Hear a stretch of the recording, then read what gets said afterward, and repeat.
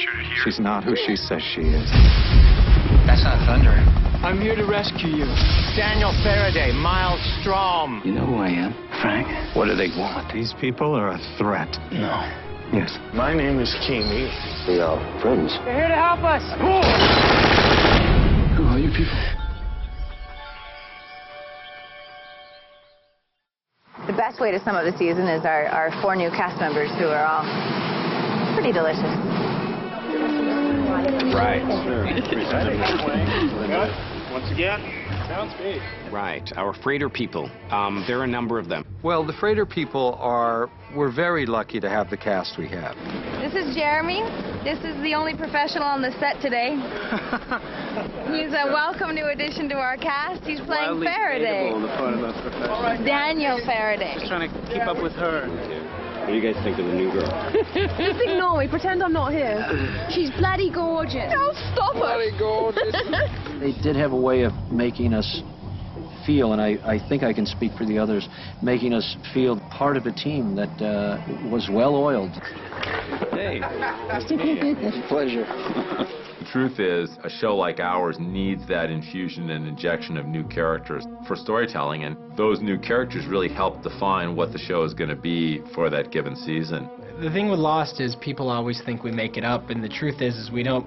We really are very meticulous in planning the next season so that we can set it up properly.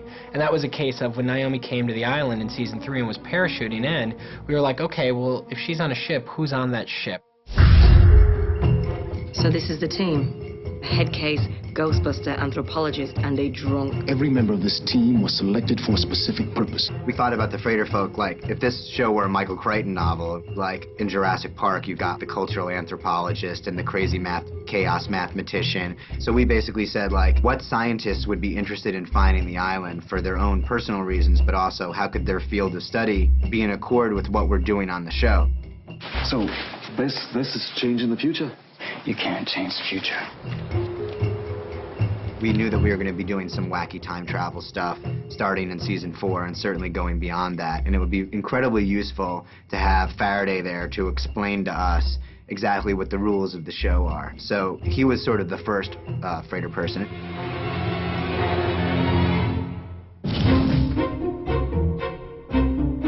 What is that? It's a Rocket 31, yes.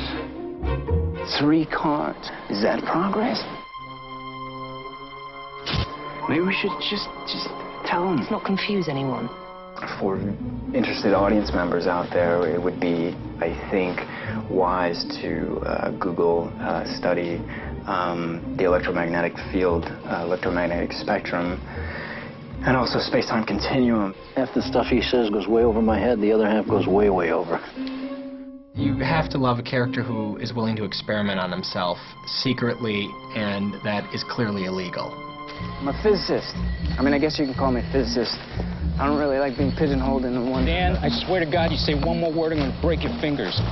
For a long time now, I've been a big fan of physics, quantum physics. And none other than a scientist named Michael Faraday is the godfather of electromagnetic science. It's almost like he knows something about the island that we don't know. There's a lot going on with this guy that we're only beginning to experience. What I want to know is, why does the guy have on a necktie on the beach? I think he's lived in that same necktie for about the last 30 years. That is far more than weird. And then we also thought having an anthropologist or an archaeologist, somebody who knew about lost civilizations, would also be incredibly handy for what we're doing in the future of the show. And that's kind of where Charlotte came from.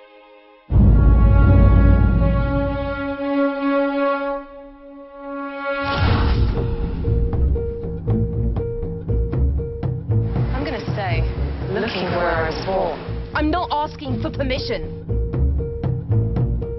All I know is I'm an anthropologist and I've got red hair. And my name is Charlotte Staples Lewis. Born July 2nd, 1979, Essex, England. Parents David and Jeanette. Charlotte Staples Lewis is named after C.S. Lewis, who is the creator of the Narnia books, amongst other things. You know, whenever you go through a portal in Narnia, you never know what period of Narnia's history you're going to enter into. But in any case, That's why we named her Charlotte Staples Lewis.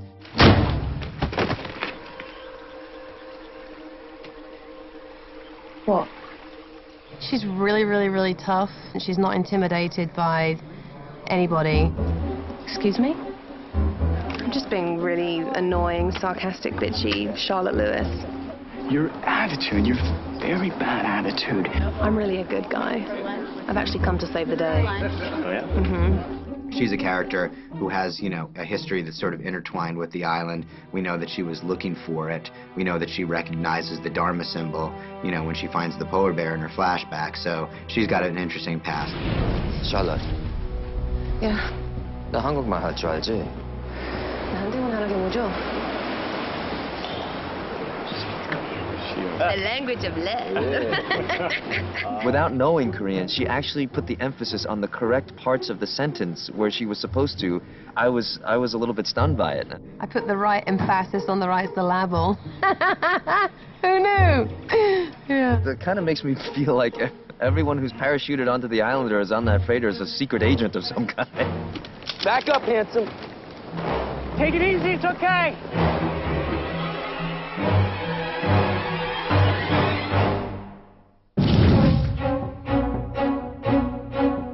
I'll take care of Charlotte. You just worry about getting me the money. You guys were on Oceanic Flight 815. Wow. We have hinted at the idea of sort of psychic phenomena on the show through Walt, so we just thought it would be cool if we would just have a guy who can actually hear and intuit, you know, dead bodies. What is he doing? I think his thing is because of this communication with the afterlife, which is free of the human condition. There's a truth in what he gets that he trusts, and it makes him distrust people. I don't think we really had planned that there would be this cool sort of bickering hostility between Miles and Sawyer, but it arose in a very natural way, and they just had a really good dynamic and pairing. You got a restraining order. 20 feet. What are you, a big brother? It's interesting, because he's kind of another Sawyer, if you will, with his kind of smart aleck remarks and pissy demeanor. It's fun. Miles? Miles Strom sound like the word maelstrom, and the definition for that word is a very, you know, astute personality breakdown for Miles. So why don't you go look it up? It's M-A-E-L-S-T-R-O-M, for those of you who don't play Wheel of Fortune regularly. Roger that. Lapidus was an afterthought. We were like, there should be a pilot who's going to bring them in, and, you know, what could his story be?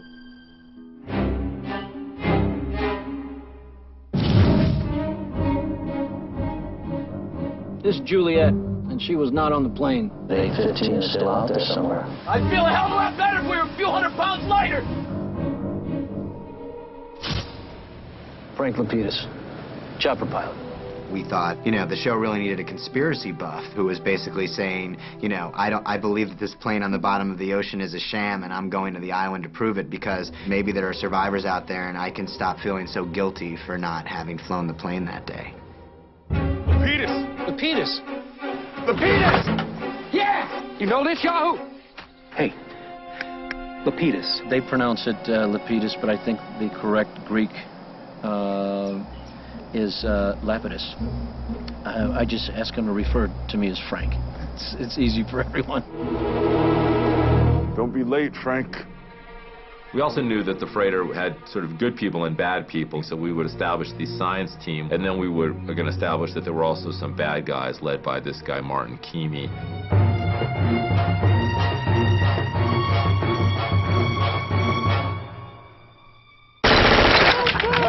Kill shot! Yeah! Hey. Woo!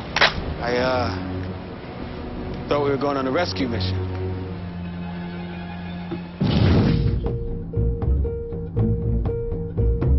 To look like we're doing, we're shooting things. You can do that job, I'll do mine. Never really been one for talk. He's a bad guy. That's who the Keamy guy is. I don't think that's any of your business, is it? I should embrace the presence of a character like Keamy, because he makes Ben look like a pussycat. You know, Ben is just like our kooky uncle now compared to Keamy. I don't know why you keep harping on this bad guy. Do I look like a bad guy to you? Am I? I think you're probably just misinterpreting me.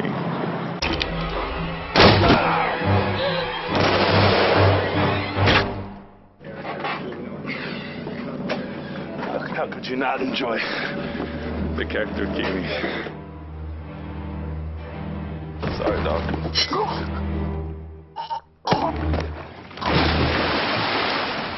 You have a bunch of characters on the freighter who, you know, hopefully the audience doesn't get too invested in them because most of them basically die by the end of the season. We like to refer to them as the freighter fodder. I just made that up right now, but, you know, you always need a few good characters to die, and clearly it was a bad choice to just stay on the freighter. Apologizing? For cutting my throat? Sometimes... He should apologize, but I can't get an apology out of him. I'm not going to apologize. I did what I had to do. You know, he understands, right? You understand? Yeah, it's not that bad. I mean, you know. What exactly is going on here? That's neat to know. You don't. People are starting to lose it on the freighter. It's not a pretty place to be. Let's get the hell out of here! As writers, we feed off of what actors give back to us, and all of these actors really delivered on the promise that we had for their parts, and so we're really excited about telling the rest of their story. It is too late to recast, right? Yeah. You know, there's so much more to be learned from them. Like, we have just scraped the surface of what their deal is. There's a lot of things I want to know about Charlotte, so I'm really excited to find out, you know, her story. I want to know what I was doing in Tunisia when I found the polar bear and my connection to the Dharma Initiative. I want to know what Charlotte knows, but she won't tell me. So hopefully going into season 5, those guys who stayed behind on the island, you'll be learning a lot more about why they as individuals signed on to this mission in the first place.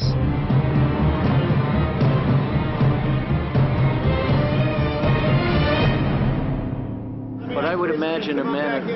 Oh, gotta go. I was just about to tell you something real juicy, too.